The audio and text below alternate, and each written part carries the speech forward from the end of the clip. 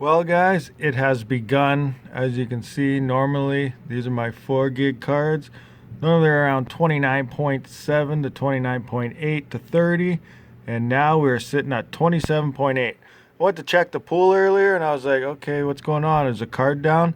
But no, I'm guessing because the DAG file is hitting that 4G mark that we are starting to lose hash rate on our 4 gig cards. So I gotta hurry up and consolidate my rigs together so I can separate my 4 from my 8s and have everything ready to go for when the time actually 100% goes through.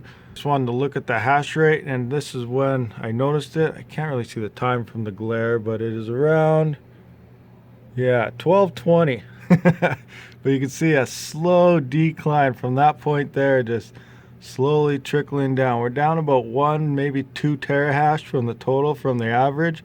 So it could just be anything really, but judging by my rigs, that it is starting to come down. So it is time to do some consolidation action and get our rigs split up so we can split them all apart and decide what to do when 4G has to switch. As for my plans here, 4 of these cards are 8 gig, so I'm going to throw them onto this rig here so that those will all be for Ethereum.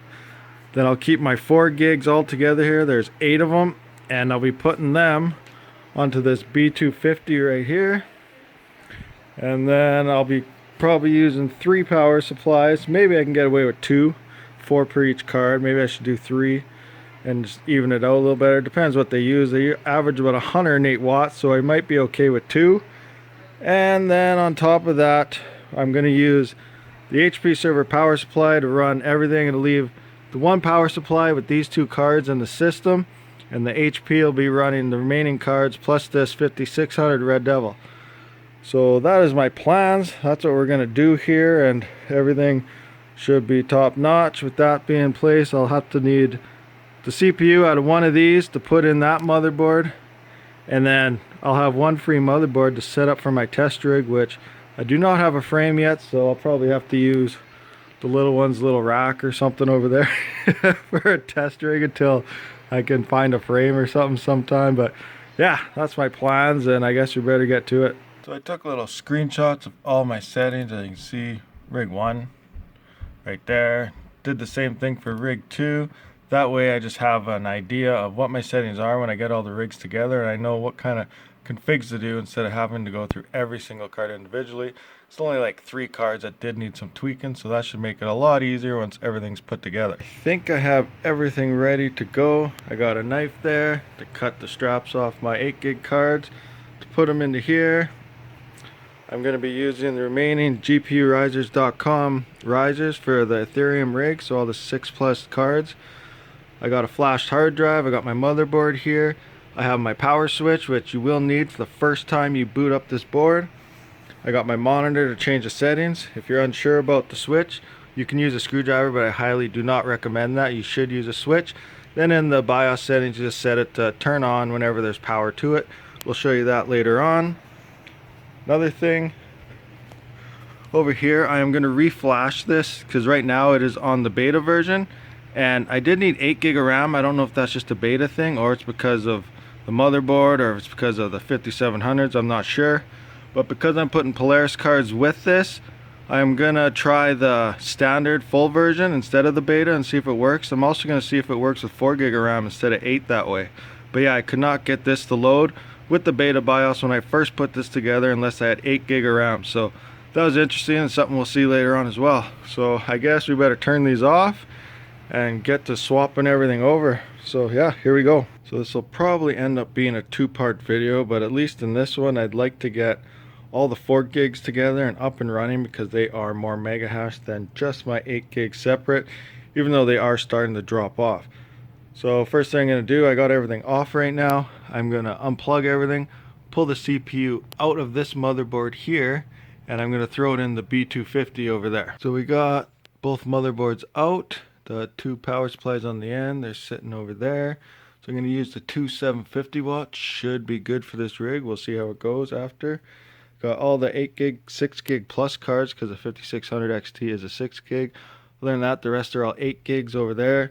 Nothing set up or hooked up yet. Now we're getting to the processor part. So we got this motherboard pulled apart here. We are going to have to clean up that paste off. Now you're supposed to use like a high evaporating type of alcohol, whatever, to clean it up. But I'm only going to use a damp rag because that's all I got. That's what I used as my last one. That worked just fine. But be really careful you don't have too much water or it will wreck stuff. So we're going that way. We got it all cleaned up here like so, as well as here. And now you're going to want to make sure you take this guard off. You don't want to put that on with it. You're just going to lift this up like so. And now you can see it'll go in the bottom left corner. There's a little arrow right there. So on this motherboard, it will go down this way in that corner. So I'll just get this on. Don't want to mess anything up while holding the camera. And I do not have a tripod for this camera, so it makes this a lot more difficult, or I would have just recorded everything step by step. Got that in, it is all nice and tight. Wiggled around a little bit so it drops in good. Don't forget your paste. I am using Noctua, as you can see there, NTH1. And I'm just going to put a little bead right in the middle here. And if you're using a Ryzen processor, you're actually better off to go with, like, say, a line like this across the middle, because their hot points are actually on each side, because it has two. But with these little Intel CPUs, usually you can just get away with, I think the heat spot's right about here. So as long as this is covered, that's why the bead method and this works well. And again, Ryzen, you'll have to go across like this because of the two on each corner this way. So yeah, just in case you're curious, that's how that works. On, power switch is in, everything's running. We're in the BIOS. We switched the primary display to CPU graphics. Now we're just find where the power on is, so you don't need the switch anymore. Go to APM configuration. There you can see restore AC power loss. It's on power on now. I just set it there. As you can see, where do we switch it? Oh, it's hard to do this. Power on, come on. Oh, wrong button. So it was on power off, but we switched it to power on.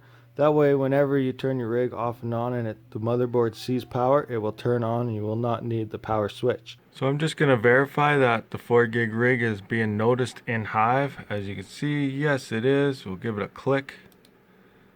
There we go. No cards installed yet, obviously, but it is showing up. So we will shut this down, install all the cards, and see if she boots up and works. So I plugged them all in. Now normally you'd put them in one by one, then check it in Hive just to make sure that you have your cards. And then if you're still at the overclock or BIOS mod, you do them all one by one. Mine are already BIOS modded. We were in Hive earlier, so I'm just skipping all the steps. I threw everything in and we're going to see if it works. If it doesn't, then I'll do the one by one step, but this will save time if it does end up working, so we'll check that. Second, I didn't have any more zip ties, so I had to leave that over there instead of bringing it in closer. So I had to use a splitter extension, so we're hoping that that works. I'll keep an eye on it for heat and stuff in case it doesn't catch on fire, but we'll be watching that. So I'm going to go into Hive and see if we are all booted up or not. There we are in Hive. All 8 GPUs are showing, so everything's looking good. Now we just got to set all our overclocks, do some tuning, and see how it plays out and get it back up mining again. And then, yeah, I'll just do that and we'll be right back. We are now hashing away. Looks like 222.6 mega hash on these cards. What's our total wattage saying in here? I can't even see it.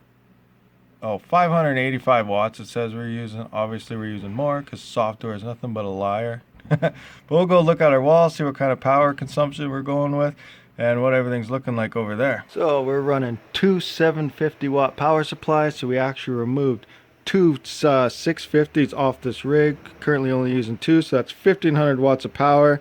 80% rule around 1250 watts or so. We are using, get in a shadow here, about 900 watts it's looking like, so we're well underneath our range, which is about 112 watts per card on an 8 times rig, hashed at 222 mega hash. Obviously, if Polaris cards are not efficient, unlike the Navis. But yeah, so we got our 4 gig cards up and running all by themselves. Plugging everything in and just turn it on worked just fine for me. Always do what you decide to do best yourself. But yeah, I always go with the fast way first, and if it didn't work, then you do the slow way. One by one. But yeah, this seemed to work out for me. Now, next up, we are going to have to get that rig all up and running and have everything going, and we'll take a look at all the numbers. But yeah, Thanks for watching. This is part 1. We'll do part 2 tomorrow. Well, I'll end up doing it today, but the video will be out the day after. So yeah, thanks for watching. Hit that sub button. I'll catch you guys on the next one. Rabid out.